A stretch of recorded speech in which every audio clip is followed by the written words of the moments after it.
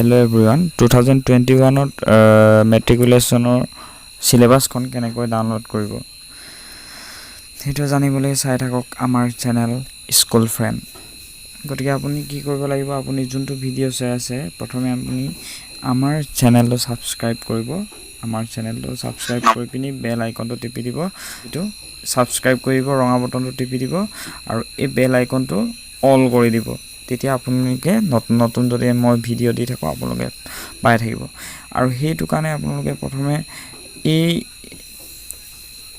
নতুন সিলেবাসটো পাবৰ কাৰণে আপোনালোকে কি কৰিব, আপুনি মোৰ ডেসক্ৰিপচনত যাব, মোৰ যিকোনো এটা ভিডিঅ'ৰ ডেসক্ৰিপচনত যাব, গৈ ব্লগ বুলি এটা পাব, ব্লগ BLOG ব্লগ, এই ব্লগ বুলি এটা পাব, ইয়াতে ক্লিক কৰি দিব।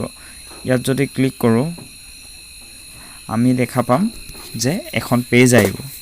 এখন পেজ আমি দেখা পাম য'ৰ পৰা আমি ডাউনলোড কৰিব পাৰিম। এই পেজখনত ইয়াত বিভিন্ন ধৰণৰ দিয়া আছে। মেট্ৰিক পৰীক্ষাৰ প্ৰশ্ন উত্তৰ 2, ইয়াত এটা কুৱেশ্যন, ইয়াত কুৱেশ্যন আছে, এনসাৰ আছে, কিছুমান কুৱেশ্যন এনসাৰ দেখিবলৈ পাব। ইয়াৰ বিভিন্ন ধৰণৰ আছে। তো তললৈ আপোনালোকে গৈ থাকিলে আপোনালোকে পাই গৈ থাকিব। তাৰ আগতে মই ডাউনলোড সিলেবাসখন কেনেকৈ ডাউনলোড কৰিব লাগে কৈ দিছোঁ। তো আছামিজ মিডিয়াম এই ওপৰত ক্লিক কৰিব, ইয়াতে ক্লিক কৰিব আছামিজ মিডিয়াম। ইয়াতে ক্লিক কৰি দিলে আপোনালোকে বিভিন্ন ধৰণৰ ইয়াত পোষ্ট পাব, তাৰে এটা পোষ্ট আছে, লিখা আছে যে বিজ্ঞানৰ কোভিড-19ৰ বাবে নতুন সিলেবাস 2021 চনৰ মেট্ৰিক পৰীক্ষাৰ বাবে ডাউনলোড কৰিব, ক্লিক কৰিব পাৰে। তো ইয়াতে আপোনালোকে ক্লিক কৰি দিব। ইয়াত যেতিয়া আপুনি ক্লিক কৰিব, ক্লিক কৰিলে এনেকুৱা ধৰণৰ এখন পেজ আহিব। এই পেজখনত আপোনালোকে সায়েন্সৰ আছে, প্ৰথমখন সায়েন্সৰ, নেক্সটটো সমাজ বিজ্ঞান, তাৰ পিছৰখন অসমীয়া, ইংৰাজী, গণিত আৰু কিছুমান ইলেক্টিভ সাবজেক্টৰ নাই, যাৰ বাবে আপোনালোকে যদি কমেন্ট কৰে মই ইয়াতে ডাউনলোড কৰিব পৰা সিস্টেমটো লগাই দিম। আপোনালোকে তাৰ কাৰণে কমেন্ট কৰিব। যদিহে আপোনালোকে সব বিচাৰে আৰু বেলেগো বিচাৰে, বহুতখিনি গোটেইখিনি পাবলৈ আপোনালোকে ইয়াত যাব পাৰে। এইটো লিংক ক্লিক কৰিলে আপোনালোকে গোটেইখিনি পাব। কিন্তু ইয়াত কমসে কম 100 ওপৰ পেজ আছে, 100 ওপৰ পেজ আছে, য'ত ক্লাছ 9 আৰু 10 ব্লাইণ্ড ষ্টুডেণ্টৰ কাৰণেও গোটেই সিলেবাস দিয়া আছে। গতিকে আপোনালোকে যদি ইলেক্টিভ সাবজেক্টৰটো আপোনালোকক এক্সট্ৰাকৈ লাগে তেতিয়াহ'লে আপোনালোকে কমেণ্ট কৰিব, মই আপোনালোকক ইয়াতে ডাউনলোড কৰিব পৰা সিস্টেমটো কৰি দিম। তো আপোনালোকে কি কৰিব, প্ৰথমে মই বিজ্ঞানৰ দেখাই দিছোঁ, বিজ্ঞানৰ ইয়াতে ক্লিক কৰি দিব। ইয়াতে ক্লিক কৰিলে আমি দেখা পাম কি সিলেবাসখন দেখা পাম।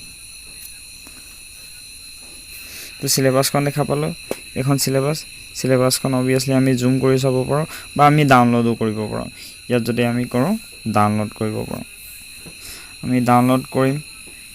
তো ডাউনলোড কৰি এইটো ডাউনলোড কৰি থ'ব পাৰোঁ। চাব এতিয়া সায়েন্স ডাউনলোড হৈ আছে। তো অলৰেডি ডাউনলোড হৈ গ'ল। আমি চাওঁ সায়েন্সৰ,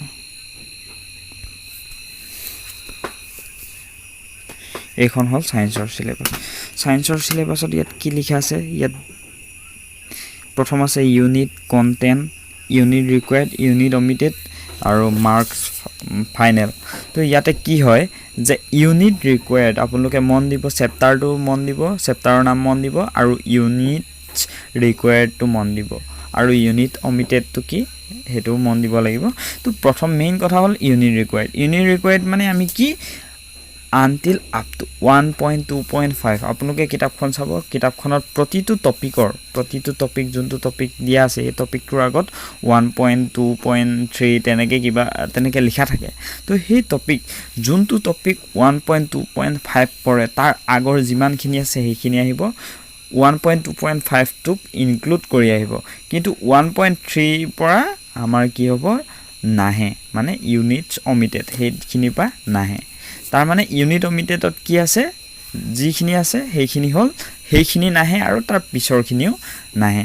আমি যদি চাওঁ চেপ্টাৰ 2 তো আপ টু 2.3.1 মানে 2.3.1লৈকে আহিব। তাৰ পিছৰ যোনটো ইউনিট আছে 2.4 মানে 2.4ৰ পৰা পিছৰখিনি নাহে গতিকে আপোনালোকে সেইখিনি দাগ দি দিব লগতে ইয়াত কিমান মাৰ্কছৰ অলৰেডি দিয়া আছে প্ৰথমটো চেপ্টাৰটো 6 মাৰ্কছৰ আহিব নেক্সট চেপ্টাৰটো 6 মাৰ্কছৰ আহিব ঠিক তেনেকৈ 90 মাৰ্কছৰ টোটেল আহিব 10 মাৰ্কছ ইণ্টাৰনেল এছেছমেণ্ট যোনটো তোমালোকৰ টিচাৰে দিব টিচাৰসকলে যোনখিনি প্ৰজেক্ট কৰাইছে সেইখিনিৰ পৰা দিব এতিয়া আমি আকৌ ইয়ালৈ উভতি যাওঁ উভতি গৈ আমি আকৌ চাওঁ আমি নেক্সট গণিতৰ চাওঁ আপোনালোকৰ সমাজ বিজ্ঞানৰো তেনেকৈ ডাউনলোড কৰি ল'ব পাৰে সবৰে ডাউনলোড কৰি ল'ব পাৰে মই এতিয়া গণিতৰটো দেখা দিছোঁ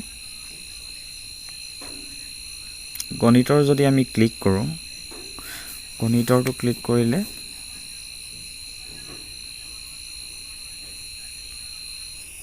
ডাউনলোড কৰি দেখা দিছোঁ আমি ডাউনলোড মাৰিছোঁ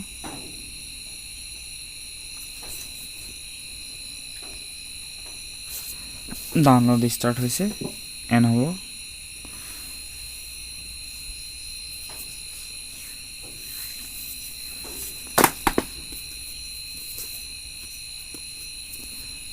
অলৰেডি ডাউনলোড হৈ গ'ল চাইছোঁ অপেন কৰিছোঁ তো গণিতত কি আছে ইয়াতো আপোনালোকে মন দিব যে কি আছে ৰিয়েল নাম্বাৰ এতিয়া ফাৰ্ষ্ট চেপ্টাৰৰ পৰা আমি চাইছোঁ ৰিয়েল নাম্বাৰ এটা ৰিভিজন চেপ্টাৰ বুলি আছে যোনটো আহিব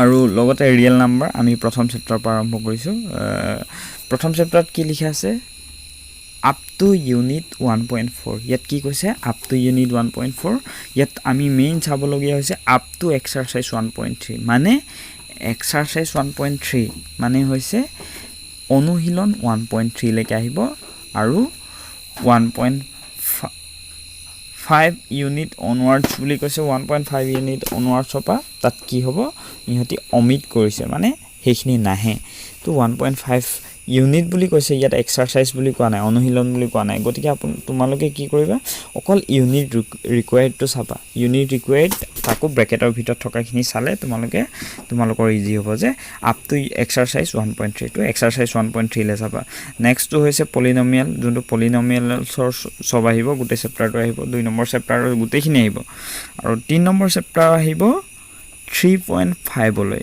অনুশীলন 3.5 লৈ কোনটো চাব লাগিব এক্সাৰচাইজ 3.5 অনুশীলন 3.5 এইখিনি চাবা তো তেনেকৈ 4 চেপ্টাৰৰ কি হ'ব 4.3 এক্সাৰচাইজ মানে অনুশীলন 4.3 আমি সেই এক্সাৰচাইজটোহে চাম আপ টু ইউনিটটো নাচাওঁ কোনটো চাম এক্সাৰচাইজ 4.3 মানে 4.3 এক্সাৰচাইজলৈ আহিব তাৰ পিছৰখিনি নাহে বুলি আমি ধৰি ল'ম ঠিক তেনেকৈ এতিয়া আমি বেকলৈ যদি যাওঁ আমি আকৌ বেলেগ বাকিখিনিও আমি ঠিক তেনেকৈ ডাউনলোড কৰি তোমালোকে চাব পাৰিবা আৰু তাতে প্ৰতিটোতে তেনেকৈ ইউনিট হিচাপে দিয়া আছে ইংৰাজী নাথাকিব পাৰে কিন্তু প্ৰায় সমাজ বিজ্ঞানতে ইউনিট হিচাপে দিয়া আছে তোমালোকে তাতে টিক চিন মাৰি ল'বা কিতাপত থেংক ইউ